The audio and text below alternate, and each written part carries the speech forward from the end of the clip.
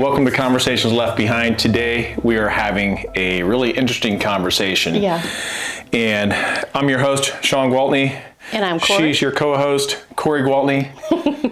I don't know, it's just the two of us. Yeah. But anyhow, we're having raw, unedited conversations left behind.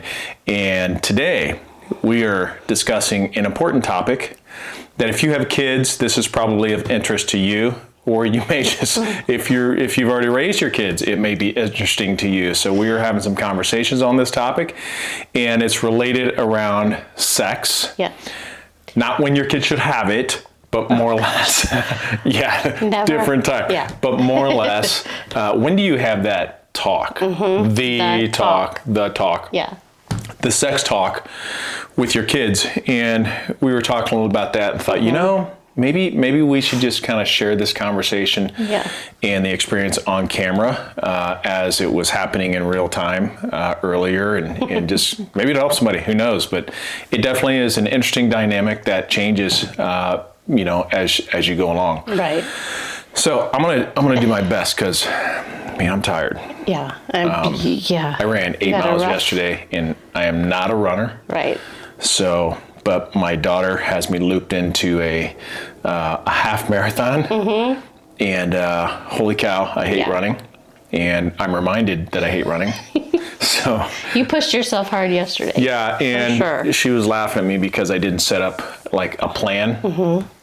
I'm more of a, hey, we're gonna do this? Okay, jump in. And that's kind of how I do things, so it's definitely a flaw. But so I'm hurting today. But I think I can manage. So right. We'll jump in, but either way. So, hey, by the way. Yes. I got coconut in my coffee. I have coconut cream in my coffee. It's really good. Yeah. It'll help. Yeah. Okay. But it's half calf, so it won't help too much. Yeah. Okay, so we're talking about, when... Is it when the appropriate time? Is that what we're talking about? Yeah, just kind of because what brought it up was I was telling you I had a conversation with one of my friends recently, and she has an 11-year-old son who this came up, and she's like, oh my gosh, I'm having to have this talk, and he's 11, and it was just kind of like he already knew quite a bit. She's like, how do you know this stuff? Can you tell me what you know? Because I want you to know. That's not awkward to be sitting there as a guy with your mom. Yes. Repeat back what you know about sex. Yes, and he's pretty open with her, but if it was her teenager, it would have been different. But yeah, he was kind of like showing her hand motions, just different things. Like he knew. Oh my gosh. He knew stuff, and she's like, she was just like, what? Where did this come from? Did your brother teach you this? And he's like, no, I saw it on a movie. Oh yeah, he's the younger one. He's 11. Yeah, he's one under, number 2. Yes, and so anyway, this is kind of what brought it up, was that situation, and thinking, oh my gosh, when is a good time to talk to your kids about that? I think I just broke a sweat.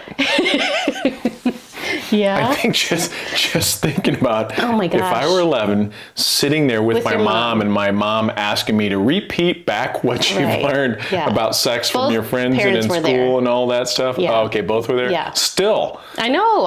Oh my gosh. I don't know. Maybe at 11 you don't really comprehend enough for it to feel awkward, but not obviously not a conversation you want to sit there.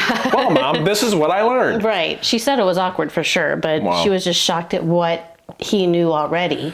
So the amount that he knew. Yeah, and it's like, oh my word, and you think your kids are sheltered, or they just learn things you have no idea. And that happened with us, with one of ours. I think it was our oldest. I can't remember if I thought she knew things before we had the talk with her that were completely incorrect. Remember, it was something to where we asked her about it, because when our kids were young. How old do you think she was? In 5th grade, we had to have the talk because they were going to watch the video. Yes. The schools were forcing the video. Which that really upset me. By the time our third, what right do you have to choose for our family when our child learns about this? Now, for some it may be like, great, just do it. We don't want to do it, but I didn't feel that way. I felt it was kind of pressured. I felt like they were too controlling. Right. Because if I remember right, they actually sent home a letter. You had to agree and all this, and we disagreed. We disagreed. And I'm like, no, we don't want to do this. Right. That's our choice. Yeah. And we ended up though telling her because we knew they would all be talking about it and whatnot. So it was a thing, but she had already heard things at school and it was just, they were the wrong things. It was incorrect. She had it all figured out. Yeah. So, and I remember it being awkward. When did you first learn about that? Did your parents sit you down? Did you, what? Well, that's funny. Because I remember distinctly, I mean, I can see it in my head. So my poor dad, God love him. He was disconnected. Dad, if you ever happen to see this, I love you, man, but you were way off on timing. Way off on timing. Yeah. Way too late. Oh, way too late. Way too late. So yeah, I worked with my dad, you know, so when I started working, he had a small company and I started working with him, but I didn't have a car. Right.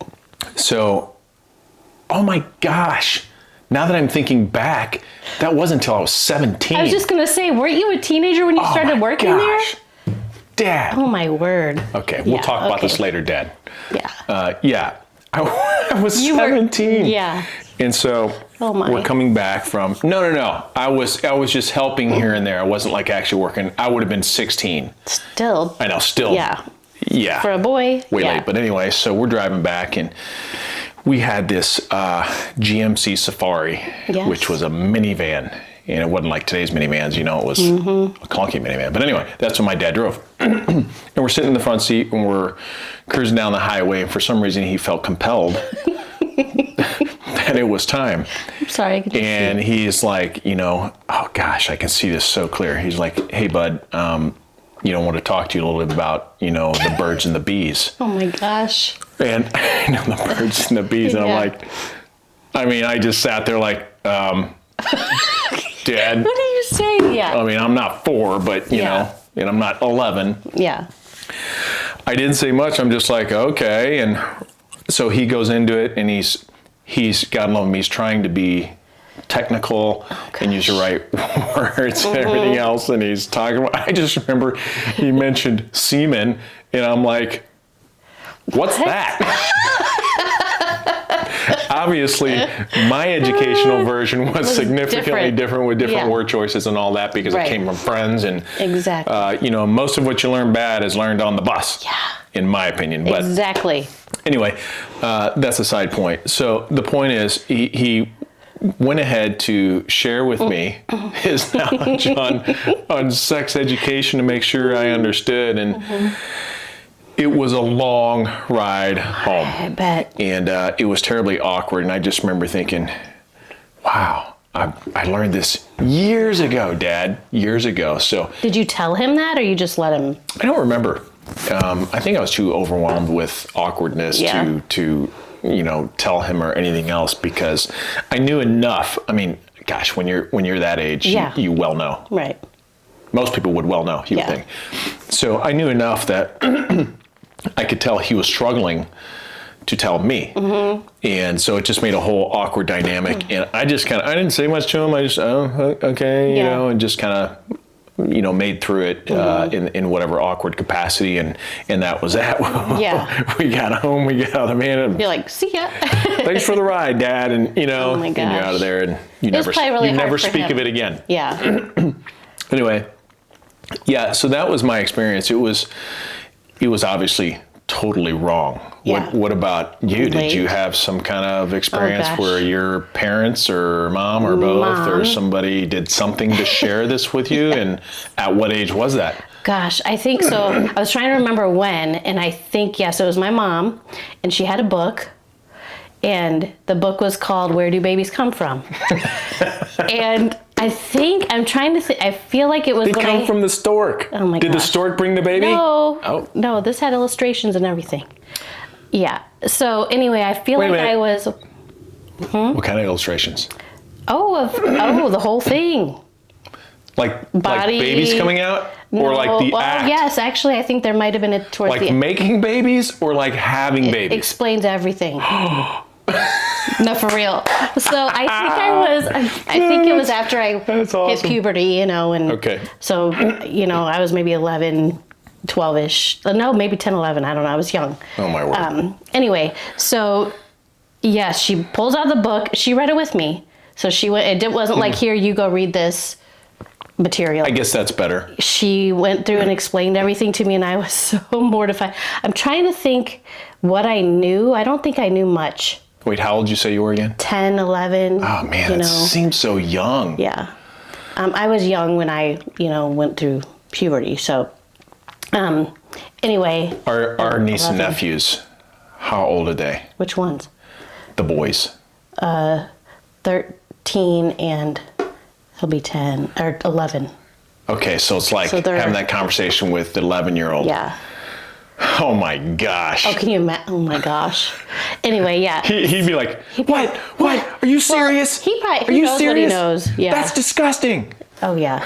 I could totally see it. He'd be freaking out. That would be funny. Freaking out. Anyway, so she reads the book with me, goes through it all. I don't think I knew much. So I feel like it was very like I knew people kiss, and you see different things on TV, but not, this was the whole parts of the bodies and what happens and how babies are made.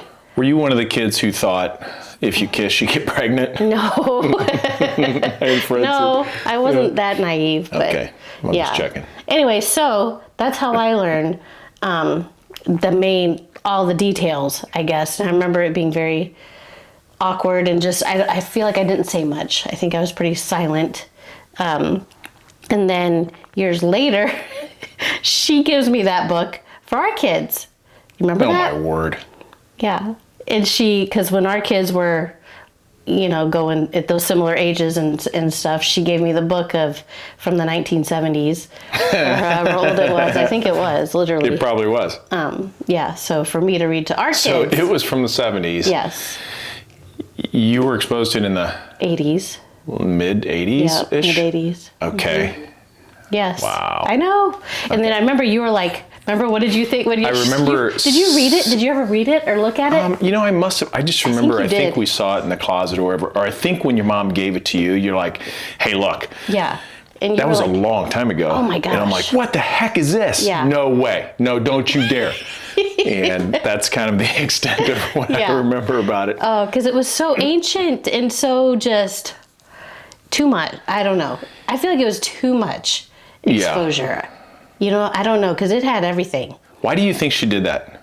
Because she thought it was the easiest way. Maybe it's because here's a book, let's read that, then I don't have to actually go through and have the talk and like that's here in the book, so we can read through the book. That's what I'm wondering, if it's more of a, hey, let's get the book so it's not so awkward for me, and it kind of it separates me from the raw conversation, and it kind of imparts that to the book. Because I know a hard conversation. We're laughing about it, and it's funny, it's quirky and stuff, and not what we chose. Right. But there are a lot of people, I'm sure, who may not be comfortable enough to have that conversation. Yeah. And that's totally fine. I'm just saying this book, I'm making fun of it because... But I'm just saying a book may be easier for them to sit down, and at least on the positive side, I would, look at it from their perspective, or at least frame it as, hey, look, if you're too uncomfortable to have that conversation, then the book could be a good thing for you. Maybe not from the 70s. I don't know. But, I say that with caution because think of what it could look like today. Well, that's what I was thinking. It's got to be way more updated, but updates may not be a positive thing. But maybe it'd be better to have a 70s book instead of a 21st century book. I don't know. I feel like the book that I had was so. I feel like it was too. I feel like today's would be a little more refined.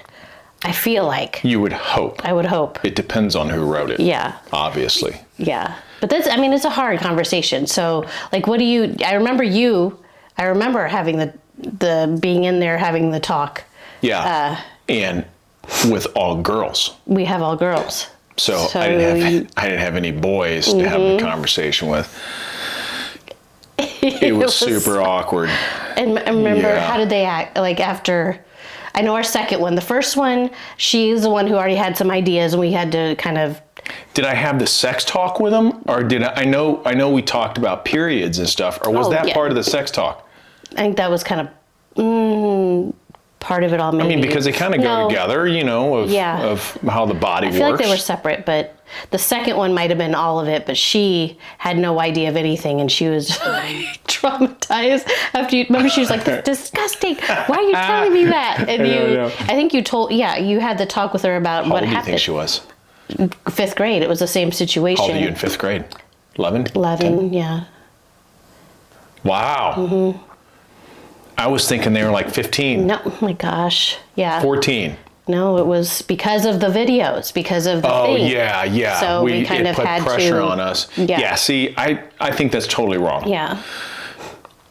I have a strong opinion about that. Mm-hmm. And since I rarely have strong opinions. Did you, wait, real quick, didn't you learn did you do it in health, like, I feel like it was health class or something. We saw videos too in school. You didn't do that? No, first of all, I was in private school. Yeah.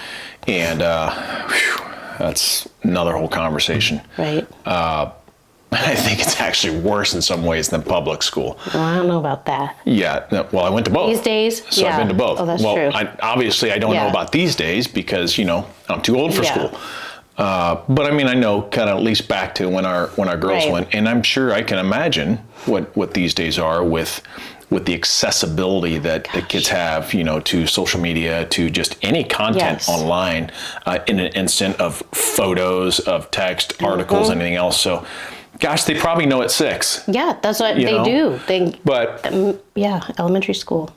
Yeah. So I totally forgot you were talking about the being forced by the video and you have strong opinions. Oh, yeah. So it was a joke. You didn't catch it. I said, since I rarely have strong opinions on it. Oh. Yeah. Rarely. Anyway, I really felt like that was not their place. That they imposed this, like they were the ones who were to decide when our children were ready. And they can't possibly, they just lumped together. Now, anybody who knows me knows I think there's a lot of flaws in our school system, in helping kids be all that they can be and really giving them the keys and tools to support what makes them unique. Yeah. They don't. They lump everybody together. The same. You're all the same. You're just a herd of kids, and here's the program. Obviously, it may work for some, but there are a ton, including me and you, that protocol didn't work. Right. I was a wild child, and they pushed me off and wrote me off as a loser because of my rebellious nature. And there are a lot of kids like me, and you were one of them in a different aspect of it. That get dropped off behind. However, the point is this: every kid is different. Right. Every kid is different. So you can't say, hey, you're ready for a deep topic like sex education just because you've hit 5th grade. Right. You don't know what kind of environment they're in. You don't know the exact capacity of their mindset and their family values, which the family should have a choice because that's a big topic. Right. Right? And for them to just say, hey, here's when we're going to teach it, that was really offensive to me in that time. Do you remember? I feel like I think we signed no on all 3 of them. We did. We said, no. And I feel like our 3rd, so none of them saw it. I thought they did, though. I thought somebody did. Somebody did. Yeah. I thought somebody did. But the point is, I think it's different for every kid. Yeah. For sure. And I feel like that too, because what do you think the ideal age or that's about timeline? Does it tie to is it different for males and females? I don't know.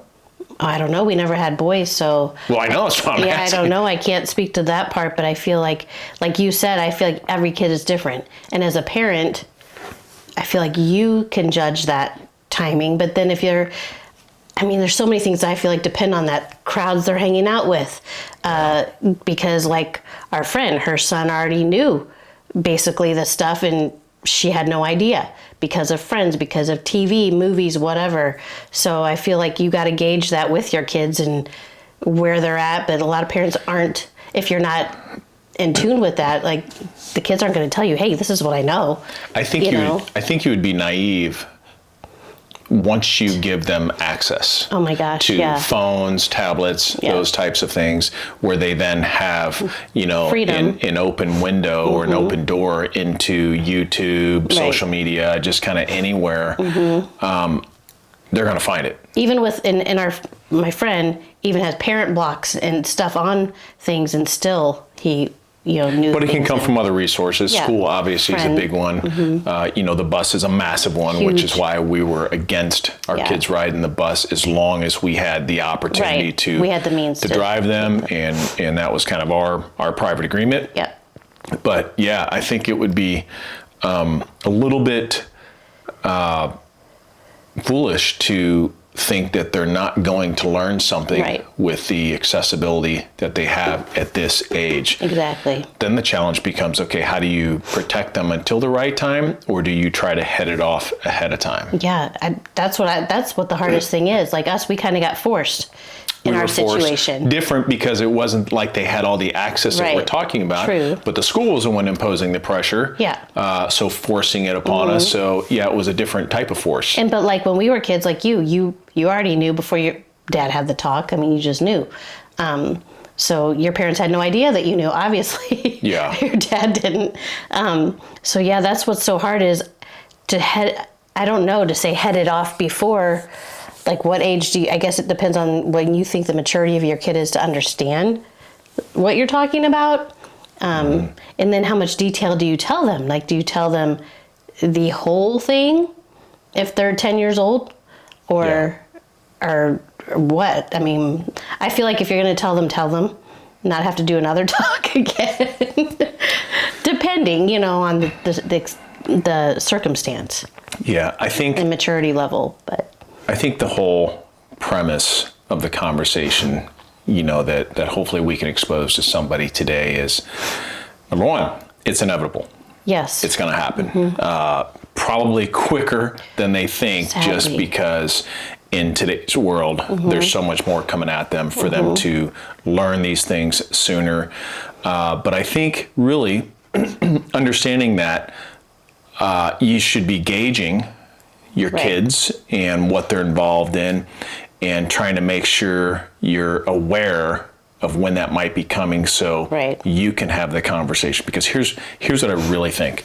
I think it's most important for families to have that internally. Oh, yeah. And I think so because if somebody else gives your child, the picture in the wrong context or way, it can distort the thoughts they have around the whole thing. Yeah. Oh, that's good. And sex is one thing, but I wanted to make sure our kids, when we were forced to have that conversation, knew in a context of how it fit our family values. Right.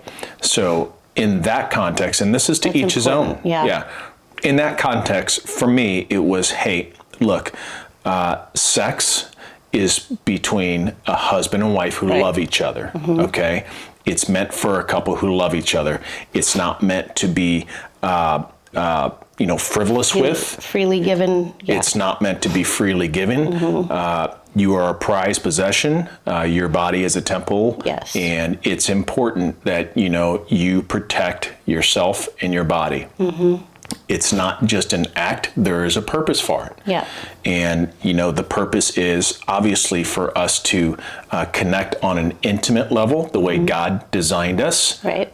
Secondly, it's also a way to make children. Yes. Yeah. Which, also I want to present in light of, it's one of the greatest blessings God gives us in how we procreate. So it's super important, I think, I know. Did I mess that Yeah. up? No, not at all. I was just, your hand motion, I was like, Oh, I know. Anyway, you It's the talk with your Italian hands. in me. I can't help it. No, go ahead. If Sorry. you stop my hands and they're held, then you're like, I'm like, what do I do? No, it's go like ahead. they're tied to my brain somehow. are. I know. See, I'm doing Yeah. it. I can't help it.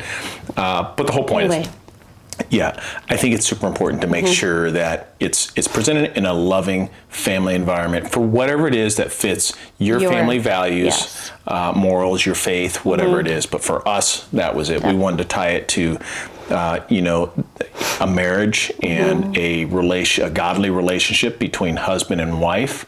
And present that in a loving way to where, number one, it's no longer scary. Yeah. It then looks special Yeah. in the right time, in the right situation. Right. That was the goal for us. Yeah. And that's what we did. And it was, even though our one daughter was like, "Oh, that's disgusting." I think. I mean, I get that. Yeah, it's because they're young, but I think they appreciate that as they got older and they, did wait. So Yeah. most of them, but yeah, it was. Well, good. I don't think anybody can escape it. No, you can't. It's just something that, everybody's going to deal with. Right. And, I guess I would just say at the end of the day, be in charge of your family. Yeah, that's good. Because you are the driver, you are the example. You may be a single mom or a single dad. It still doesn't matter. You still have a super, super important role in these children's life, and putting a hedge of protection around them is your number one goal. That fits your family values. So be ahead of it. Be aware, because they're probably going to find out sooner than you think. And that you want, yeah. Yeah, and that you want. So, hey, I hope that this conversation may have given a little bit of insight on the topic based on our experiences and some that keep coming to us from friends who have younger kids. Yes. Our girls are grown, but anyway, it's still interesting to see how all this plays out, and it's always different. Each decade it seems to change. Yeah, so that's pretty cool. Yep. But hey, I'm Shawn. And I'm Kori. And this is Conversations Left Behind. If you enjoyed the conversation, hit subscribe. We'd love for you to join in that conversation with us. Leave your thoughts in the comments so we can just kind of do this together. Thanks for joining us. Thank you.